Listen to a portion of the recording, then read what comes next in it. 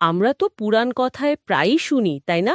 দেবতার অসুরদের মধ্যে সেই চিরকালের লড়াইয়ের গল্প। হ্যাঁ, শুনি তো বটেই। কখনো দেবতারা হারছেন, কখনো অসুররা। একটা টানাপোড়েন চলতেই থাকে। একদম। তো আজ আমরা এরকমই এক বিশেষ অসুরের গল্পে একটু ডুব দেব। তার নাম রক্তবীজ। নামটা শুনলে কেমন একটা... হ্যাঁ, গা ছমছমে ব্যাপার আছে। কারণ শুধু তার শক্তি নয়, তার তার জন্ম মৃত্যুর কৌশলটাই অদ্ভুত। ঠিক। আর আমরা যে আলোচনাটা করছি সেটা মূলত রক্তবীজের উপাখ্যান, অহংকার ও দেবীর বিজয়, এরকম একটা পুরনো কাহিনী বা আখ্যান, তার উপর ভিত্তি করে। হ্যাঁ, আমরা শুধু গল্পটা বলবো না, চেষ্টা করব এর ভেতরের তাৎপর্যগুলোও ধরতে। ওই আখ্যানে কিন্তু বেশ কিছু গভীর কথা বলা আছে। ও দারুণ! কারণ রক্তবীজের বিষয়টা সত্যি খুব ইন্টারেস্টিং। হ্যাঁ, প্রায় অজেয় হয়ে ওঠা একটা শক্তি। দেবতারা একদম কোণঠাসা। ঠিক। তো চলুন শুরু করা যাক। কিভাবে এই রক্তবীজের উত্থান হলো, কিভাবে পেল সে ওই বর? আচ্ছা, তো রক্তবীজ সে কিন্তু সাধারণ অসুর ছিল না। ভৃগু বংশে জন্ম, ছোট থেকেই খুব শক্তিশালী। হুম। কিন্তু সমস্যা হলো, শুধু শক্তি নয়, তার সাথে ছিল ভয়ঙ্কর রাগ আর একটা নিষ্ঠুর ভাব। ও আচ্ছা, গোড়া থেকেই চরিত্রটা একটু অন্যরকম। হ্যাঁ, আর এই শক্তিটাকে আরও বাড়াতে সে শুরু করল ব্রহ্মার তপস্যা। সে এক সাংঘাতিক কঠিন তপস্যা ছিল। আচ্ছা। হ্যাঁ, বহু বছর ধরে নিজেকে প্রায় শেষ করে ফেলার মতো আর কি। তো ব্রহ্মা শেষ পর্যন্ত সন্তুষ্ট হলেন। এবং তখনই এলো সেই সেই বিশেষ বরের প্রসঙ্গটা। ব্রহ্মা বর দিতে চাইলে রক্তবীজ কি চাইল? এখানেই আসল ব্যাপারটা। তার চাওয়ার মধ্যেই বুদ্ধির প্যাঁচটা ছিল। সে বলল, প্রভু, আমার শরীর থেকে যখন রক্ত পড়বে, মাটিতে পড়বে, হ্যাঁ। তখন প্রতিটা ফোঁটা থেকে যেন আমার মতোই দেখতে, আমার মতোই শক্তিশালী আর একজন রক্তবীজ জন্মায়। প্রতি ফোঁটা রক্ত থেকে? সর্বনাশ! এটা তো যুদ্ধের ময়দানে ভাবা যায় না। ঠিক। কিন্তু ব্রহ্মা, তিনি কি বোঝেননি যে এটা কি ভয়ঙ্কর হতে পারে? কেন দিলেন এমন বর? এটা একটা প্রশ্ন বটে। ওই আখ্যানে যা পাওয়া যায়, ব্রহ্মা হয়তো বিপদটা আজ করেছিলেন। কিন্তু কিন্তু তপস্বীর তপস্যাকে তো সম্মান জানাতে হয়, আর তিনি কথা দিয়েছিলেন বর দেবেন। হয়তো ভেবেছিলেন এর সমাধানও নিশ্চয়ই বেরোবে।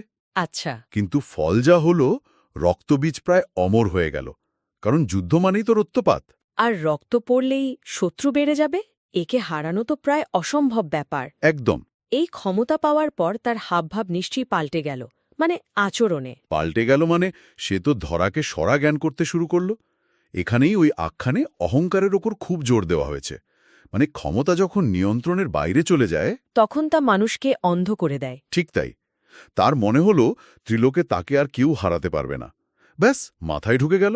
আর সেই অহংকার থেকেই সে দেবতাদের ওপর চড়াও হল, স্বর্গ আক্রমণ। হ্যাঁ, ঠিক তাই। দেবলোক আক্রমণ করল, আর যুদ্ধক্ষেত্রে গিয়ে দেখা গেল সেই বরের আসল খেলা।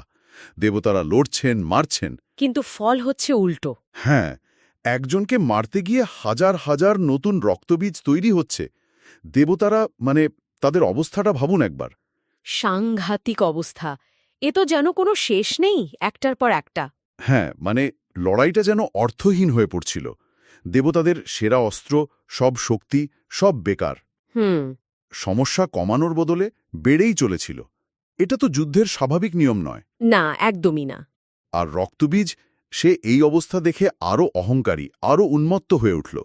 দেবতাদের অসহায়ত্ব দেখে সে রীতিমতো উল্লাস করছিল। বোঝাই যাচ্ছে। এই পরিস্থিতিতে দেবতারা কি করলেন?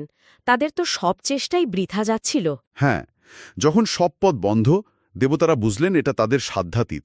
তখন তারা গেলেন আদিশক্তি, মা দুর্গার কাছে। তার শরণাপন্ন হলেন। হ্যাঁ, প্রার্থনা করলেন, মা, এই অসুরকে থামানো অসম্ভব হয়ে পড়েছে। তুমি ছাড়া আর কেউ পারবে না, রক্ষা করো। দেবী কি তাদের ডাকে সাড়া দিলেন? দিলেন, কিন্তু যেভাবে দিলেন সেটাও খুব গুরুত্বপূর্ণ। এই রকম একটা অস্বাভাবিক চ্যালেঞ্জের জন্য একটা বিশেষ রূপের প্রয়োজন ছিল। ঠিক দেবী দুর্গার কপাল থেকে এক ভয়ঙ্করী মূর্তির আবির্ভাব হল। তিনিই মা কালী। মা কালী। তার রূপের বর্ণনা তো আমরা জানি, ভীষণ... হ্যাঁ, ওই আখ্যানেও সেই ভয়ঙ্কর রূপের কথাই বলা হয়েছে। কালো বা ঘন নীল গায়ের রং, লকলকে জিভ মাটি ছুঁয়েছে প্রায়, চোখ দিয়ে যেন আগুন বেরোচ্ছে, গলায় মুন্ডমালা, হাতে খড়গ। উফ! এই রূপটা আসলে রক্তবীজের ওই নিয়ম ভানা ঔদ্ধত্যের একটা জবাব ছিল। মানে যে নিয়ম মানে না তাকে শায়েস্তা করতে এমন শক্তিই দরকার যা সব নিয়মের ঊর্ধ্বে। বাহ, মানে অন্যায়ের বিরুদ্ধে এক চূড়ান্ত শক্তির প্রকাশ। অনেকটা তাই। কিন্তু রক্তবীজ সে তখনও তার বরের অহংকারে এতটাই মত্ত। সে কি ভয় পায়নি মা কালীকে দেখে? না, বরং সে উপহাস করল। বলল, ওহে নারী, আমায় মারবে? চেষ্টা করে দেখো, লাভ নেই। আমার এক ফোঁটা রক্ত মাটিতে পড়লেই তোমাদের সর্বনাশ। ভাবা যায়? অহংকার কোন পর্যায়ে গেলে মানুষ এমন বলে? ঠিক। এরপর যুদ্ধ আরও ভয়ঙ্কর হল। মা কালী, অন্য দেবতারা সবাই মিলে আক্রমণ করছেন। কিন্তু সেই একই সমস্যা, রক্ত পড়ছে আর হ্যাঁ, যুদ্ধক্ষেত্র দেখতে দেখতে অসংখ্য রক্তবীজে ভরে যাচ্ছে। দেবতারাও আবার হতাশ। কি হবে? এখানেই কি মা কালীর সেই বিখ্যাত কৌশলটা এলো? তিনি কি বুঝতে পারলেন যে অন্য কিছু করতে হবে? একদম ঠিক। এখানেই আসল মোড়। মা কালী বুঝলেন সমস্যাটা রক্তবীজের গায়ে আঘাত করা নয়। তাহলে সমস্যাটা হল তার রক্ত মাটিতে পড়া। তিনি বুঝলেন একে মারতে হলে এর রক্ত মাটিতে পড়তে দেওয়া যাবে না। এই উপলব্ধিটাই ছিল আসল। বাহ, শক্তির চেয়ে বুদ্ধির জোর। হ্যাঁ, অনেক সময় সেটাই বেশি কাজে দেয়। দারুণ। কিন্তু কিভাবে আটকাবেন রক্ত মাটিতে পড়া? এটা তো প্রায় অসম্ভব মনে হচ্ছে। এখানেই সেই অবিশ্বাস্য দৃশ্য। মা কালী তার বিশাল জিভটা বের করে প্রসারিত করলেন। তারপর তিনি খড়গ দিয়ে রক্তবীজকে আঘাত করতে লাগলেন। আর যেই না তার শরীর থেকে রক্ত ঝরছে, হ্যাঁ, মাটিতে পড়ার আগেই ওই লম্বা জিভ দিয়ে তিনি সব রক্ত চেটে নিতে লাগলেন। এক ফোঁটাও মাটিতে পড়তে দিলেন না। বলেন কি? আঘাত করছেন আর সাথে সাথে রক্তপান করছেন? হ্যাঁ, ভাবা যায়। এক বিন্দু রক্তও মাটিতে পড়তে দেননি তিনি। ফলে ব্রহ্মার বরের যে শর্তটা ছিল, যে রক্ত মাটিতে পড়তে হবে, ঠিক সেই শর্তটাই পূরণ হল না। তার মানে বরটা কিন্তু ভাঙা হলো না, শুধু বরের কার্যকারিতার রাস্তাটাই বন্ধ করে দেওয়া হলো।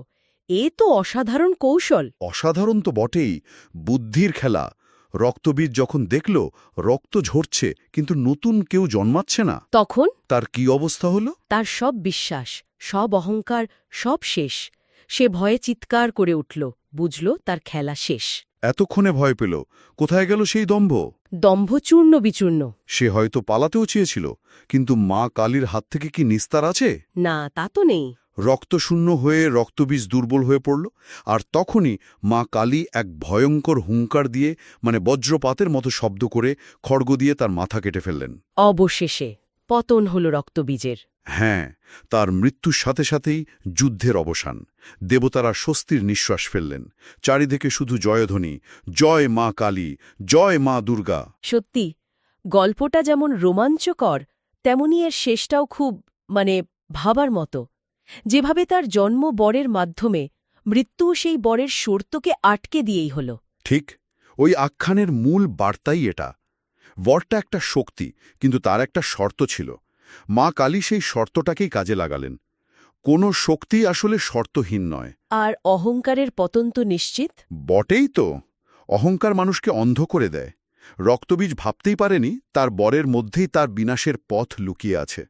ন্যায়, শক্তি আর সঠিক কৌশল, এর সামনে অহংকার টিকতে পারে না। তাহলে মোটের ওপর আমরা দেখলাম, রক্তবীজের কাহিনীটা শুধু একটা যুদ্ধের গল্প নয়। এটা ক্ষমতা, অহংকার আর সবচেয়ে বড় কথা, বুদ্ধির কৌশলের গল্প। একদম। ক্ষমতা যদি বিচার বুদ্ধি ছাড়া ব্যবহার করা হয়, তাহলে তার ধ্বংস ডেকে আনে। রক্তবীজ হল তার সেরা উদাহরণ। আর মা কালীর জয় প্রমাণ করে কঠিনতম বাধাও টপকানো যায়, যদি ঠিক কৌশলটা প্রয়োগ করা যায়। সত্যি, আজকের আলোচনা থেকে অনেক কিছু নতুন করে ভাবা গেল।